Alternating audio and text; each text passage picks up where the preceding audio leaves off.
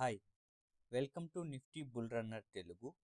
ఈ వీడియోలో మనం ఇన్సైడర్ ట్రేడింగ్ అంటే ఏమిటి, ఇన్సైడర్ ట్రేడింగ్ ఏ విధంగా చేస్తుంటారు, వాటి గురించి తెలుసుకుందాం.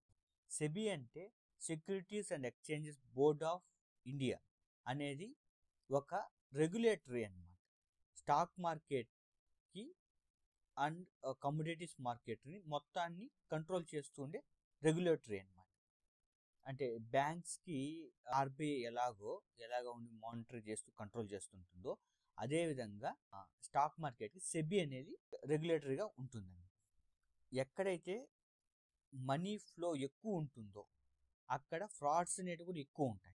Types of investors or traders. మనకు ఫారిన్ ఇన్స్టిట్యూషనల్ ఇన్వెస్టర్స్ అంటే ఎఫ్ఐఎస్ అంటారు కదా, సో వాళ్ళే అనమాట. Pension funds, investment banks, hedge funds, వీళ్ళందరూ ఎఫ్ఐఎస్ కింద వస్తారు.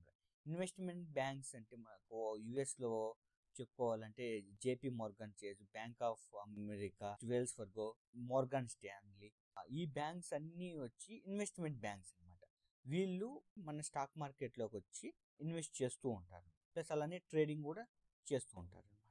DAS, domestic institutional investors. మనకు బ్యాంక్స్ కానీ, ఇన్సూరెన్స్ ఫండ్స్, మ్యూచువల్ ఫండ్స్, ముఖ్యంగా ఎల్ఐసి, వీళ్ళందరూ డిఏఎస్ కింద వస్తారు. రీటైలర్స్, కామన్ పీపుల్ అనమాట. మన లాంటి కామన్ పీపుల్స్ అందరూ రీటైల్ ట్రేడర్స్ అన్నమాట. Mutual funds versus hedge funds. Mutual funds అంటే ఏంటి, హెడ్జ్ ఫండ్స్ అంటే ఏమిటి అనేది ఇప్పుడు తెలుసుకుందాం. మ్యూచువల్ ఫండ్స్ అంటే ఒక అసెట్ మేనేజ్మెంట్ కంపెనీ, ఏఎంసి అంటారు అనమాట.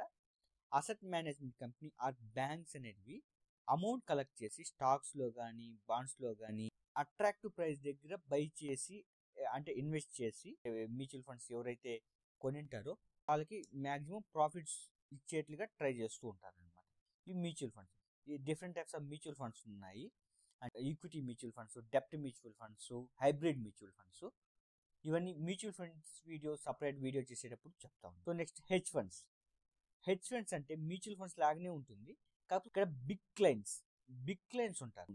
చాలా పెద్ద అమౌంట్లో వీళ్ళు అమౌంట్ కలెక్ట్ చేసి డిఫరెంట్ స్టాక్స్లో కానీ, డిఫరెంట్ అసెట్స్లో కానీ వీళ్ళు ఇన్వెస్ట్ చేస్తుంటారు అనమాట.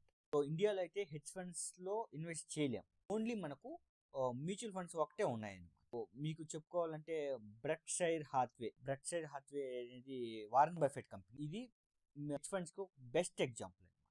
నెక్స్ట్ వచ్చి హౌ న్యూస్ ఫ్లోస్. ఈ డయాగ్రామ్ అనేది ఇన్సైడర్ ట్రేడింగ్ ఎలా జరుగుతుంది అనేది సూచిస్తుంది అనమాట. ఒక కంపెనీ ఉందనుకుందాం, ఆ కంపెనీ ఒక డెసిషన్ తీసుకుందాం, లైక్ స్టాక్ స్ప్లిట్ కానీ, బోనస్ షేర్లు ఇష్యూ చేయడం కానీ, లేదు వేరే కంపెనీస్ అక్వైర్ చేయడం కానీ, లేదంటే రైజింగ్ కానీ, ఇలాంటి ఏదైనా డెసిషన్ తీసుకుందాం. సో ఆ ఇన్ఫర్మేషన్ అనేది ఫస్ట్ ఎక్స్ అనే పార్టీకి చేరుతుంది అనమాట. వీళ్ళు ముందుగా తెలుసుకుంటారు, వీళ్ళని ఇన్సైడర్ ట్రేడర్స్ అంటారు.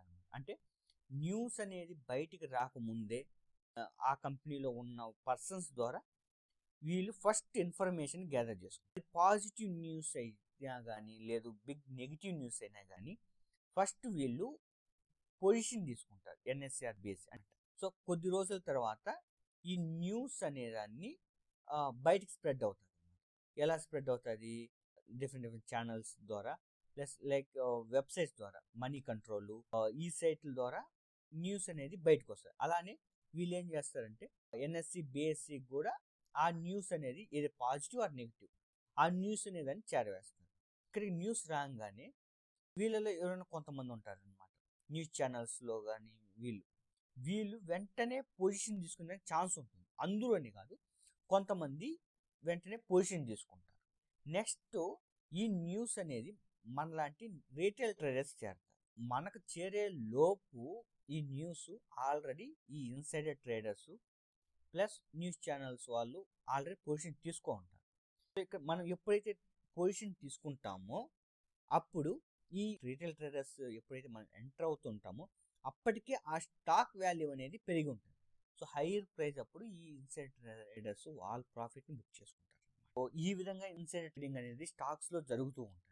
సో దీన్ని సెబీ అనేది రికమెండ్ చేయదు. సెబీ ఎప్పటికప్పుడు ఈ ఇన్సైడర్ ట్రేడింగ్ని బ్యాన్ చేయాలి అనేది ట్రై చేస్తూ ఉంటుంది.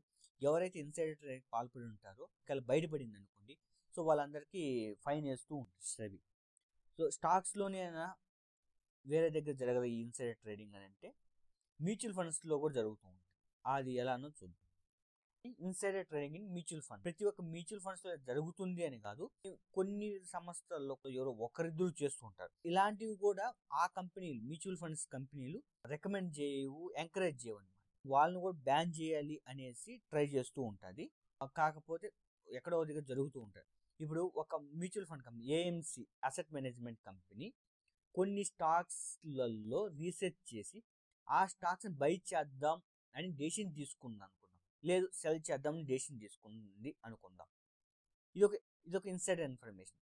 ఈ ఇన్ఫర్మేషన్ అనేది ఫస్ట్ ఈ ఇన్సైడర్స్కి తెలుసు. ఫలానా ఏఎంసి కంపెనీ కొన్ని స్టాక్స్ కొన్ని కంపెనీని పెద్ద మొత్తంలో బై చేద్దాం అనుకుంటుంది. ఆ ఇన్ఫర్మేషన్ అనేది ఒక ఎక్స్ అనే పార్టీకి తెలుస్తుంది. ఈ ఇన్ఫర్మేషన్ని వీళ్ళు ఏం చేస్తారంటే వాళ్ళ ఫ్రెండ్స్కి కానీ వాళ్ళ ఫ్యామిలీ మెంబర్స్కి కానీ సెండ్ చేస్తారనమాట. వీళ్ళ అకౌంట్లలో నుంచి ఫ్యామిలీ మెంబర్స్ కానీ ఫ్రెండ్స్ అకౌంట్స్లో నుంచి కానీ వీళ్ళు పొజిషన్ అనేది తీసుకుంటారు. ఎన్ఎస్సిఆర్ బిఎస్ అండ్ ఎక్స్చేంజ్లో తీసుకుంటారు అనమాట. తర్వాత ఏం జరుగుతుంది, ఈ మ్యూచువల్ ఫండ్స్ హౌస్ ఆ స్టాక్స్ని బై చేయడం కానీ సెల్ చేయడం కానీ చేస్తారు. సో అప్పటికే ఆటోమేటిక్గా ఆ స్టాక్ వాల్యూ అనేది పెరుగుతుంది కదా, అప్పుడు వీళ్ళు ఈ ఇన్సైడర్స్ ప్రాఫిట్ బుక్ చేయడానికి ఛాన్స్ అనేది ఉంటుంది అనమాట. నెక్స్ట్ వచ్చి స్టాక్ మార్కెట్ ఎర్నర్స్. స్టాక్ మార్కెట్లో ఎవరెవరు ఎర్నర్స్ ఉన్నారు అనేది ఒకసారి చూద్దాం. Without buying or selling stocks అంటే వీళ్ళు స్టాక్ మార్కెట్ని యూజ్ చేసుకొనే అమౌంట్ అనేది ఎర్న్ చేస్తుంటారు. ట్రేడింగ్ కాల్స్ ఇస్తాము, నిఫ్టీ బ్యాంక్ నిఫ్టీ అంటుంటారు కదా, వీళ్ళు కూడా ఎర్న్ చేస్తుంటారు. కానీ ట్రేడింగ్ కాల్స్ తీసుకొని చేస్తాము అనేది ఖచ్చితంగా ప్రాఫిట్లో ఉంటాం అసలు చెప్పలేము. ఈ ట్రేడింగ్ కాల్స్ అనేది తీసుకొని చేయడం నేను రికమెండ్ చేయను అనమాట. ట్రేడింగ్ కాల్స్ వాళ్ళు ఇస్తున్నారు, మాకు ఈ టెలిగ్రామ్ ఛానల్స్లో ఇస్తుంటారు అనేది నేనైతే రికమెండ్ చేయను, అస్సలు చేయను.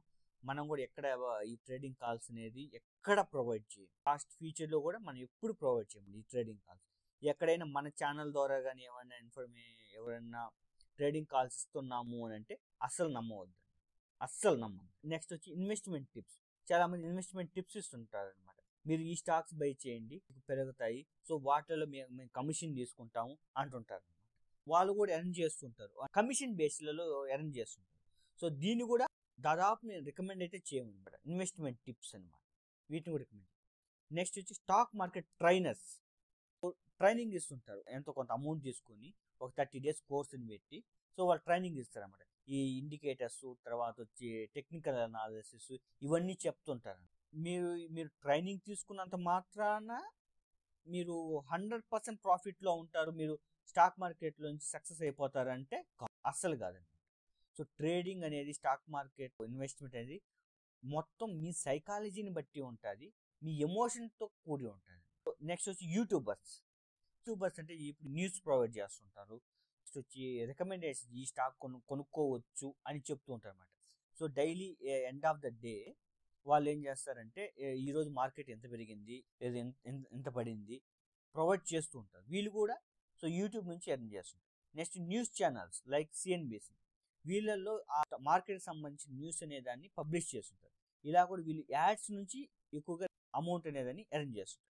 Next websites, money control website, వీళ్ళు కూడా మనీ కంట్రోల్ సబ్స్క్రిప్షన్స్ ప్లాన్స్ ఉంటాయి. ప్లస్ వచ్చి వీళ్ళు కూడా ఏంటంటే ఆ యాడ్స్ నుంచి కూడా ఎర్న్ చేస్తుంటారు money controls. Next stock brokers, Zerodha stock Angel, వీళ్ళు కూడా మీరు ఏదైనా స్టాక్ బై చేసినా కానీ సెల్ చేసినా కానీ వాటి బ్రోకరేజ్ ద్వారా వీళ్ళు ఎర్న్ చేస్తుంటారు. నెక్స్ట్ మనీ మార్కెట్, సో వీళ్ళు ఏం చేస్తారంటే వీళ్ళు మనీ ప్రొవైడ్ చేస్తుంటారు. మనీ ప్రొవైడ్ చేసి మీరు ట్రేడ్ చేస్తే వాటి మీద ఒక ఇంట్రెస్ట్ బేస్ మీద వీళ్ళు ఎర్న్ చేస్తుంటారు money market. Next government like securities transaction tax and stamp duty. So government ఏం చేస్తారంటే మీరు ట్రేడ్ చేసిన దానికి, ఇన్వెస్ట్మెంట్ చేసిన దానికి, buy sell what ever it may be చేసిన దానికి వీళ్ళు సెక్యూరిటీ ట్రాన్సాక్షన్ ట్యాక్స్ అనేది వేస్తారు. ప్లస్ స్టాంప్ డ్యూటీ అనేది మీ నుంచి కలెక్ట్ చేస్తారు. వీళ్ళు కూడా earners. Next exchanges, NSC BSc CDSC NDS, trade అయిన దానికి మీరు ట్రేడ్ చేసిన దానికి వాళ్ళు కొంత మొత్తం ఛార్జ్ చేస్తారు. నెక్స్ట్ సిడిఎస్సి ఎన్డిఎస్సి వీళ్ళు వచ్చి డిపాజిటరీస్, మీరు ఒక లాంగ్ టర్మ్ హోల్డ్ చేశారనుకోండి, కొన్ని స్టాక్స్ని డెలివరీలో తీసుకున్నారనుకోండి, వాటిని సెల్ చేశారంటే సో ఒక ట్రాన్సాక్షన్ బేస్ మీద ఇంతని ఛార్జ్ చేస్తుంటారు. Next stock market gainers or losers, FIs, DIs and asset management company, mutual funds houses. Next వచ్చి రీటైల్ ట్రేడర్స్, వీళ్ళు వచ్చి stock market gainers or losers. వీళ్ళు యాక్చువల్గా మార్కెట్లో ట్రేడ్ చేస్తుంటారు. ట్రేడ్ చేసి లాస్ అయినా కానీ ప్రాఫిట్ అయినా కానీ చూస్తుంటారు వీళ్ళు. సో ట్రేడర్స్ మ్యాక్సిమం 89% లోజర్స్ ఉంటారు. ఎందుకంటే వీళ్ళు F&Oలో ట్రేడ్ చేస్తుంటే మాత్రం కంపల్సరీ 89% పీపుల్స్ లోజర్స్ ఉంటారు. 89% లోజర్స్ ఉన్నారు. ప్లస్ 6% మెంబర్స్ వాళ్ళు ఎఫ్డి రిటర్న్స్ జనరేట్ చేస్తున్నారు మార్కెట్. ఎఫ్డి రిటర్న్స్ జనరేట్ చేస్తున్నారు. నెక్స్ట్ 2% అనే పీపుల్స్ అనేవాళ్ళు ఓన్లీ ఛార్జెస్, అంటే మీరు ఒక 100 రూపీస్ ట్రేడ్ చేశారనుకోండి, 1 or 2 రూపీస్ వచ్చింది అనుకోండి, ఈ 2 రూపీస్ అనేది ఛార్జెస్ ఉంటాయి. ఆ ఛార్జెస్ మాత్రమే ఎర్న్ చేస్తున్నారు 2% of the people. Next 2% of peoples అనేవాళ్ళు గెయినర్స్గా ఉన్నారు. మీకు స్టాక్ మార్కెట్లో వచ్చి ముఖ్యంగా ట్రేడింగ్ చేస్తున్నారంటే మీకు సక్సెస్ రేషియో అనేది ఓన్లీ 2%, ఓన్లీ 2% ఉంటుంది సక్సెస్ రేషియో. ఇదండి ఈ వీడియో కానీ మీకు నచ్చినట్లయితే లైక్ చేయండి, షేర్ చేయండి. Thank you.